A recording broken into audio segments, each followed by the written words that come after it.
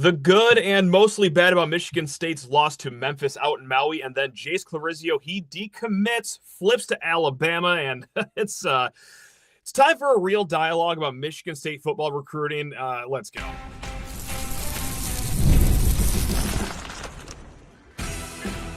You are Locked On Spartans, your daily podcast on the Michigan State Spartans, part of the Locked On Podcast Network, your team every day. Start the season with a big return on FanDuel. New customers can place a $5 bet. You'll get started with $150 in bonus bets if you win that first $5 bet. Just visit FanDuel.com to get started. Spartan friends, Spartan family, Locked On Spartans listeners, thank you all so much for tuning in to Locked On Spartans. It's your team in green and white 5 days a week. Please rate, review, subscribe, comment below how peachy you're feeling about MSU football recruiting. That's right. 3-star or 4-star, depending on what site you look at. Running back Jace Clarizio, he's not going to be signing here next month. He's going to go to Alabama. We're going to save the conversation about that and the state of MSU football recruiting for segments 2 and 3. We will get started with basketball, though. Yes, that's right. We normally start with football, but we're going to mix it up. And no, we're not going to melt down after that loss by Michigan State. 71-63 at the hands of Memphis, and I can't have a nuclear meltdown after every single loss this season for basketball, right? And maybe it's because, as Michigan State fans the last few years, maybe we're just used to not winning great marquee non-conference games. It could be some of it. It could be some of it. But also, we got to be rational about this. I mean, Memphis is a solid, strong team. This is not a loss by any means that's going to hurt your resume come March. Memphis played a great game.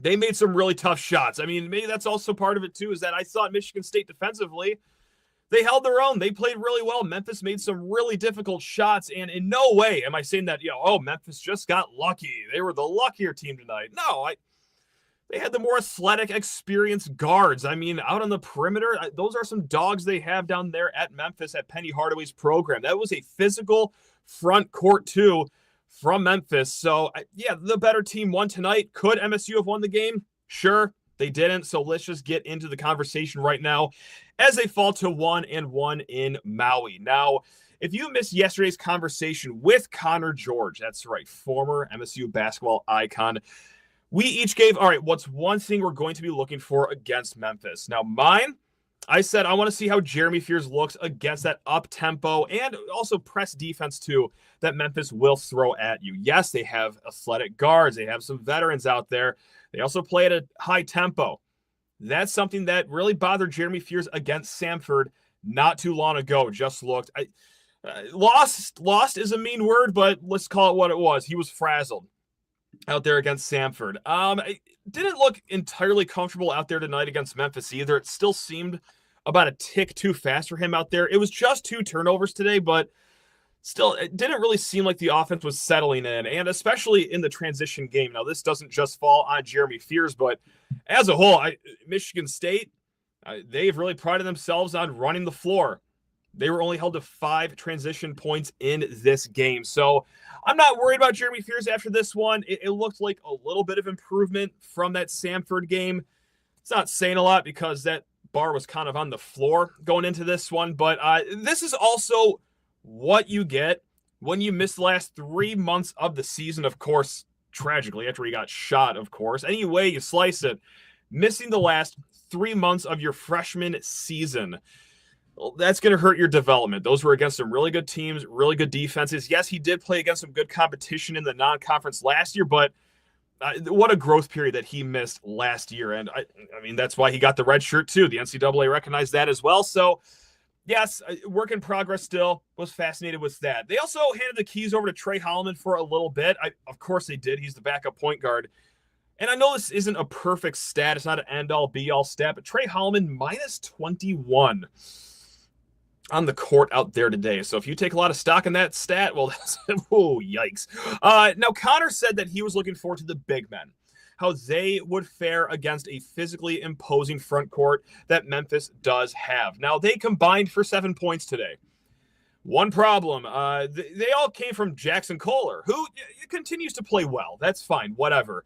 You still got 7 combined points from Kohler, Cooper, Zapala. Now, not going to rail on this for too long. It still is an improvement from last year's front court. Again, to borrow what we just used a few minutes ago, the bar was actually beneath the floor for big man play. Still not where it needs to be a title-winning team, whether that's national title, conference title, or even, well, obviously a Maui Invitational title. It's improved from last year. Still probably not collectively average for Power 6 basketball. So from, just those two things that we were looking to see into something else, and actually I want to borrow what we used in yesterday's conversation with Connor George, because I said, hey, Connor, you know what? 3 great storylines unfolding. Which one has impressed you the most? Is it Cohen Carr being more than just a dunk artist? Is it Jackson Kohler's emergence in his junior year? Or is it the surprise of Jase Richardson? We are all talking good things after that win against Colorado. May I interest you all in the exact opposite of that conversation topic? Because what has been more concerning out of 2 players that you really hope for a lot of so far this season, is it your top transfer, Frankie Fiddler, or is it your former McDonald's All-American, Xavier Booker? Which one is going the wrong way a little too quick? Frankie Fiddler, look, on the season right now, 30% shooting. That's 17 to 56 from the field. He's shooting a smooth, 14% from 3 on 4 of 27 shooting. Now, I will say this. It looks like that he's still kind of working through it out there. Has not had his effort dip at all, especially in today's game. He started 1 of 8. In the second half, he was still looking for a shot out there, which, good. If you're going to get this many minutes, don't be coy. Don't take a back seat, especially if you're already down 10 points. Let's start, finding what we had at Omaha.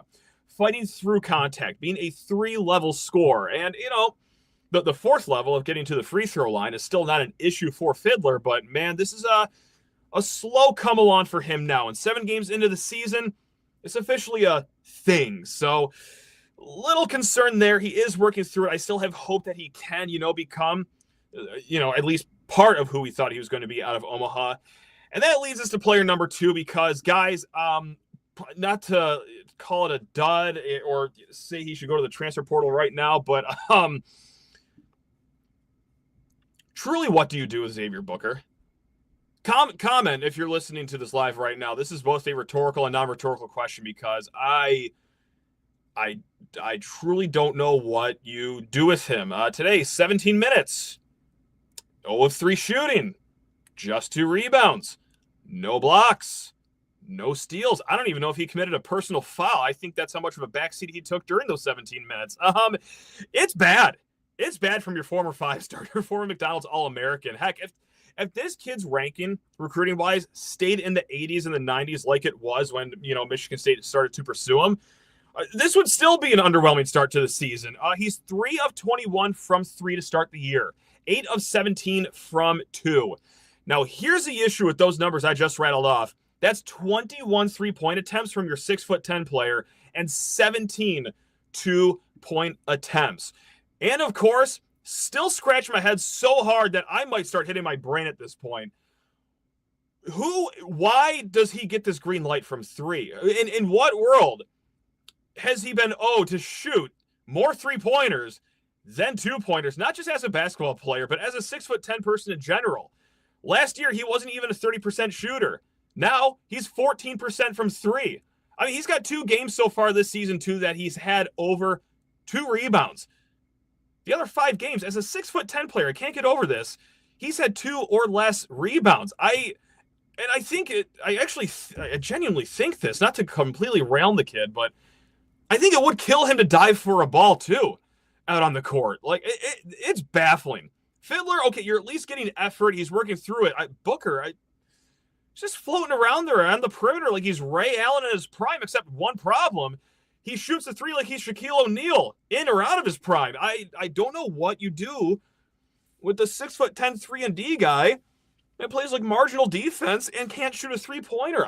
So if you have an answer, comment below, I guess. Not to be all doom and gloom right now, Jase Richardson, showed out this game. Of course, he had 18 points, which is obviously a career high. He got to the line 8 times, really absorbing contact.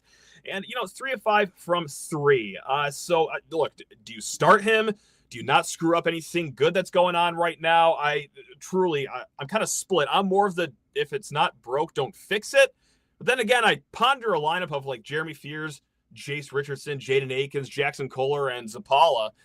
So like, maybe that can work here. So I don't know. We're going to talk a little bit more about basketball. Just look a little bit about Auburn or UNC. Guys, I'm sorry, I wanted to get this episode out before 2 a.m., so we are not staying up for that game. But we will stay up for tomorrow's game. But hey, you know what? Speaking of, FanDuel Sportsbook, America's #1 sportsbook. That's where you can get in on all the action for the rest of Feast Week, of course, college football season. And you already know it, the NFL season, which, yeah, that's going to be happening not too far from now. Shout out to Thanksgiving football. Now, guys, over at FanDuel, well, for new customers, it gets pretty sweet for you because when you place your first $5 wager, if you win that bet, that is $150 in bonus bets heading your way. Guys, if you get the hunch in the middle of a game, you could check out the latest stats, view live play-by-play, and so much more on the same page where you place your bets. Just visit FanDuel.com to join today. You will get started with $150 in bonus bets if you win that first $5 bet. That's over at FanDuel.com. Never waste a hunch. Make every moment more with FanDuel, official sportsbook partner of the NFL.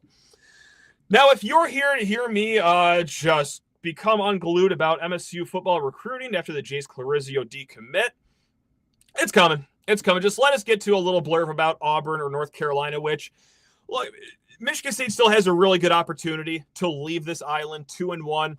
That's the goal I set for this team. I know they wanted the championship, but truly, if you do leave this island 2-1, it's a solid win against Colorado, but more importantly, this is a great opportunity for a quad 1 win. The quad wins, they'll move between quad 1, quad 2, depending on how that team does the rest of the season. I'm pretty confident Auburn or UNC would remain a quad 1 win the rest of the year. So, look, if it's Auburn, you're getting a team that's second in offensive efficiency, 13th in defensive efficiency. Point blank, these guys can have brawls on a plane and then tune up Houston the very next day. This is a very good team. They have a monster in the front court, Janai Broome. So this would be a tall task for Michigan State should Auburn be winning this game at roughly 1:30 Eastern time. North Carolina, fourth in offensive efficiency. They take a dip in defensive efficiency. They're 42nd, but led by super mega duper senior RJ Davis, who's been playing since 2008. I can't believe he's still around. So really quick, before getting into the MSU football recruiting stuff, have to shout out the women's hoops team. They were down 16 points with about 13 minutes left to go in the game.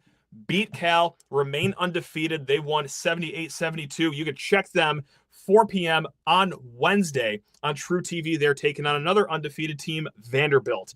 So there we have it. All right. This could be what you came for if you are just really involved in the MSU football recruiting, or if you're a rival fan and you just love the meltdown going over here. Why wouldn't you love this? Come on. Oh, look, Jace Clarizio, depending on what recruiting site you look at, 3-star running back. There's one that has him as a 4-star running back. Point blank, you already know the story. He flipped to Alabama. Smoke was kind of billowing the last few weeks, and it became official today. So good luck to him, I suppose. And look, let's look at bigger picture stuff now. Michigan State, for the 2025 classes, we are less than a month away from early signing day. Oh, God, I can't believe I'm saying this number out loud. 61st in the country, according to 24/7 Sports Composite. Whoa! That's 2 spots behind Georgia State. Georgia State is 2 spots ahead of Michigan State in the class of 2025 rankings. Michigan State sitting with a smooth 15 kids in the class. And look, I think I'm making it clear by now, but let me just reiterate this. I'm not panicking about a single kid flipping. This happens all the time in the world of recruiting, but yeah, it's time to look at the bigger picture for the 2025 class, right? I think we could all agree on this. In no way, let me make this unequivocally clear, so no one minces my words or thinks that, I'm just, doing more PR for Michigan State. In no way is this good. Impossible to spin this one. Now, look, let's go back to the offseason. We did roughly 4,873 shows on recruiting. We talked about the 2025 class a lot, and I'm not going to take any of my points back, but let me give you the spark notes of what we talked about, okay? First and foremost, we cautioned that, 2025 might not be a great recruiting year. And here's why. The two main points is one, well, recruiting is, largely on 2+ year relationships. All right. You start to get to know the kids when they're juniors, if not sophomores, if not freshmen. Brand new staff comes into town, especially largely from the west side of this country. You got to make new inroads. Okay. You're going to take some lumps on the recruiting trail in year one. You hope that maybe that second year here, when you start to make more connections, it gets better. I think the reason the last class was in the top 35 at least is because it was also fast for all those kids, and they thought, well, shoot, we know this staff, we're committed to Oregon State, but we're just going to follow them to East Lansing. How bad can it be? Totally understand. Regionally, you're in a different place now, okay? And also the second reason, let's not kid ourselves. Look at where Michigan State's at right now. Back-to-back bowl gameless seasons, okay? You're in the shadows of a team that just won a national title. Legitimate or illegitimate? Who cares? Also, there's Ohio State. Oh, there's Notre Dame. There's a lot of other good programs around us as we are scratching and clawing our way to try to make the game above Sports Bowl. This isn't like an easy place to recruit to. But with that said, it can't be this bad. It just cannot be 61st in the country bad. There is no defending this. There is no defending how bad this is right now. Now, look, I get it. I can hear it, just right now. The most ardent Michigan State supporter right now. Well, the whole class isn't bad. Come on. Like, there's some diamond in the roughs. We could develop these guys. Come on.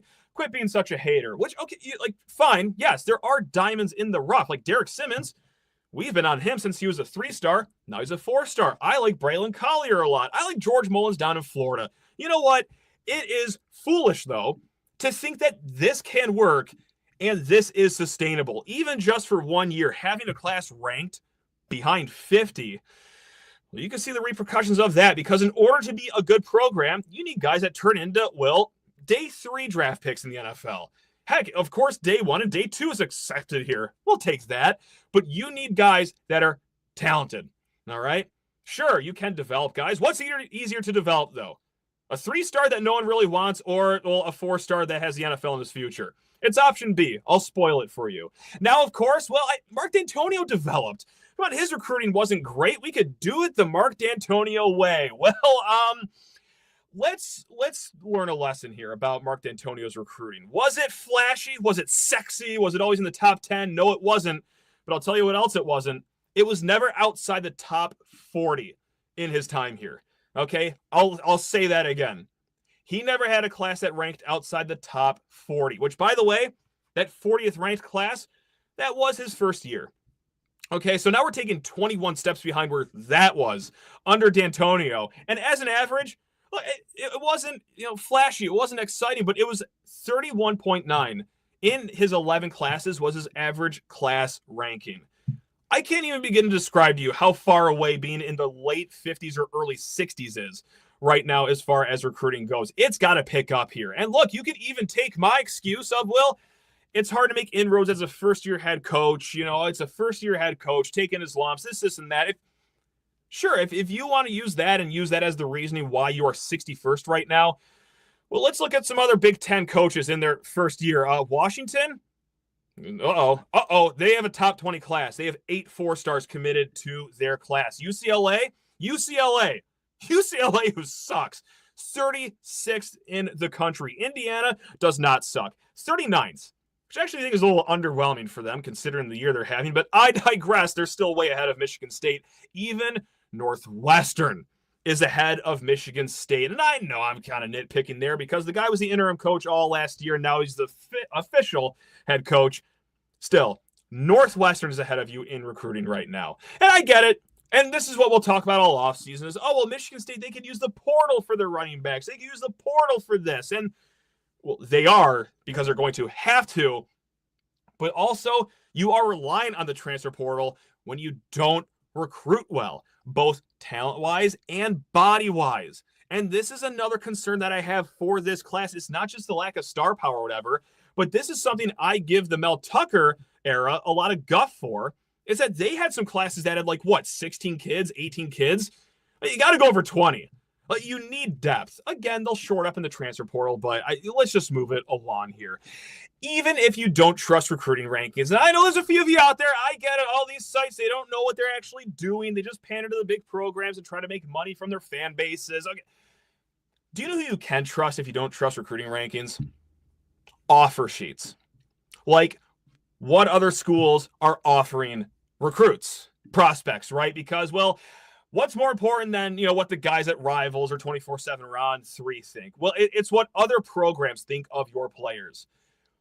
Where are the players offered by large programs committed here? Don't even waste your time looking because they're not here.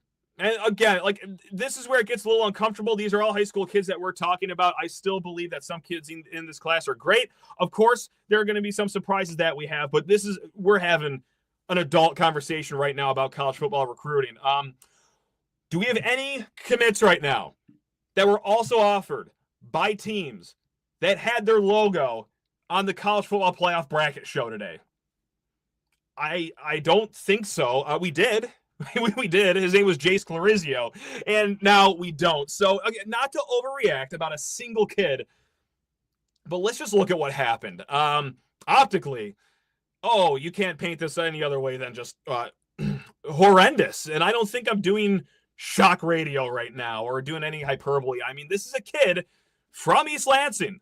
That's where Michigan State's located. I don't know if you guys knew that or not. That's been committed here for months. Okay, this isn't exactly like the Andrell Anthony situation. Now, for those that forgot, Andrell Anthony, he was also at East Lansing. He was a receiver, picked Michigan, truly forgot where he is right now. Not the point.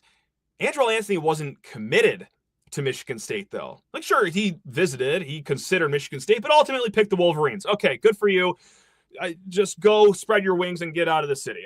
Who cares? I get that kids want to go away for college, perhaps. This one was committed, though. Jace was committed for a few months. He visited, probably more than any other commit has. Probably even more than all the commits combined if you really want to go down that road. Because, well, he's just from up the road. So this isn't a kid that was uncommitted or a kid that, just committed last week on a whim or a kid that was committed for months but really never came back to campus. No. And this isn't a kid from Texas, Nevada, Florida, the Philippines.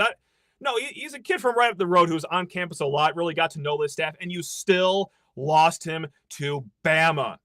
Of course, Coach Kapilovic, the old offensive line coach here, he was the top recruiter in this recruitment. So another award goes out to Coach Cap right there. Not only did you give us 3 years of incredibly underwhelming offensive line play here, but you also just took arguably maybe our best offensive prospect. Even if you don't think he's the best offensive prospect, even if you don't think the world of Jace Clarizio, who cares?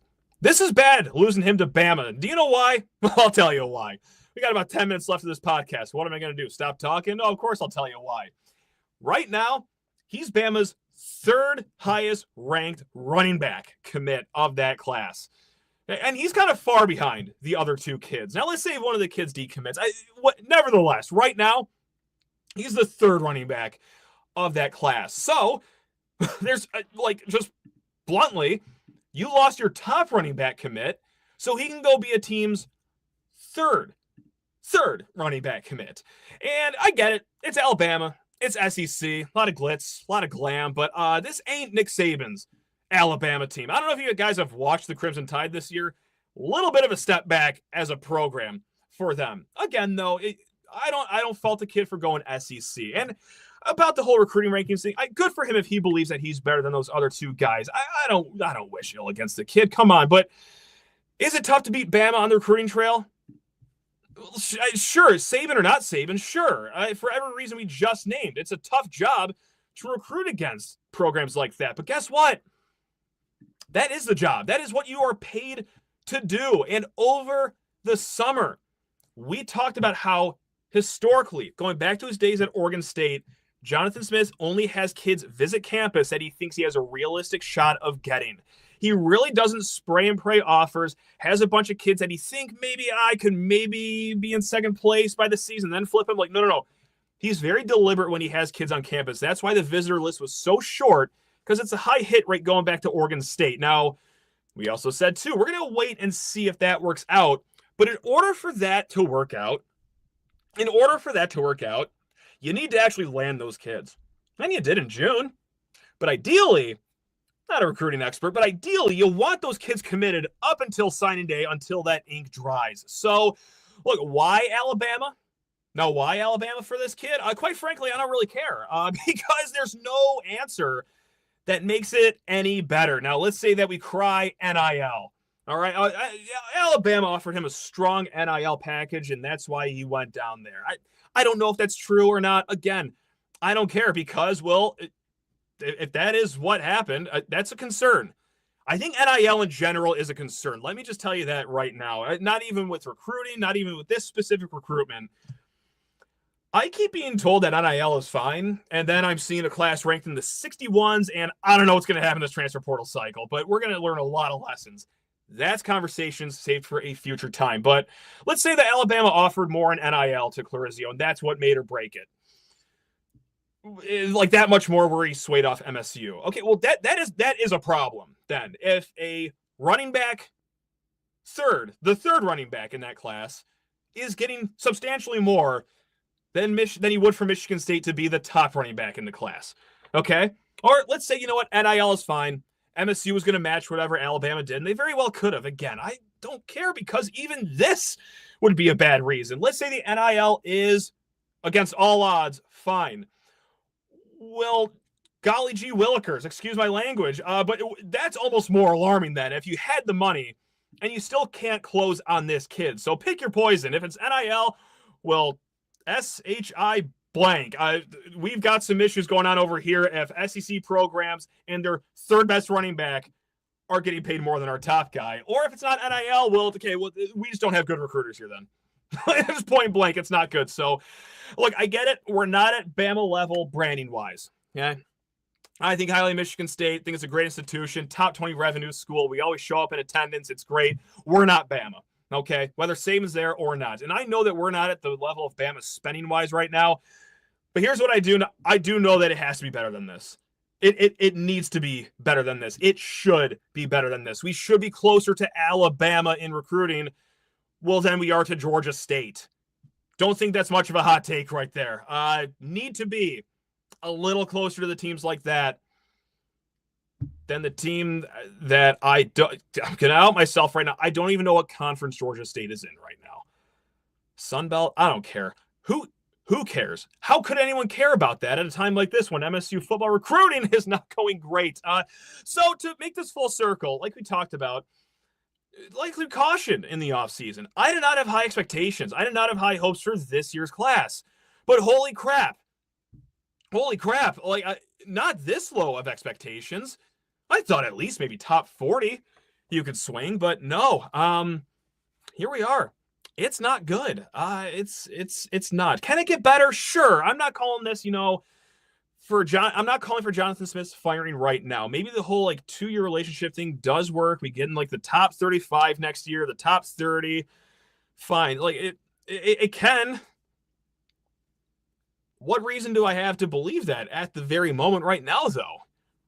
Right now we're seeing what we're seeing, and it's not good. All right, let's end this against all odds. Let's end this on a happy note here. Because Shannon wrote in lockedonspartans@gmail.com. Can you give a commit update on what teams future Spartans are playing for state finals right now? So Orchard Lake St. Mary's, we got a 3-pack of hopefully future Spartans playing in the state championship game at 7 p.m. on Friday against Byron Center. It's Bryson Williams, Charles White, and Jaden Savory. And then also on Saturday, Derek Simmons and Frankenmuth, they take on Notre Dame Prep in the Division 5 finals. Again, that is 4 p.m. Saturday at Ford Field. Also, dip down to Ohio, Braylon Collier. They are in the semifinals. Perkins High School is who he plays for over there against Glenville. So if you want to, if you're really bored, or if you're in the Ohio area, go down to Ohio and catch Perkins versus Glenville in the D4 semifinals over there. So there we have it, guys.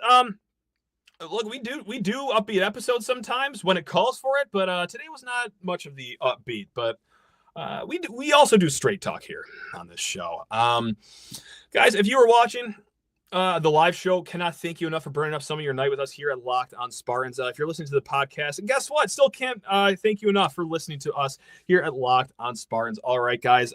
You know what? I said yesterday that, you know what? We do this 5 days a week, except this week. We're going to skip Thanksgiving. I lied. We're going to do Thanksgiving too. So we're going to have the recap show against whether it's Auburn or UNC tomorrow, whoever that is. Might be a shorter show, but then at the end of the week, Chase Glasser of Spartans Illustrated, he joins to take you into kickoff against those Rutgers Scarlet Knights. All right, guys. Well, love you all. Things might not be going great, but I still love you through thick and thin. I truly mean that, guys. All right, take care of yourselves. This is the last that you listen to us the rest of the week. I know the holidays can get busy. Have yourself a happy Thanksgiving, and go green.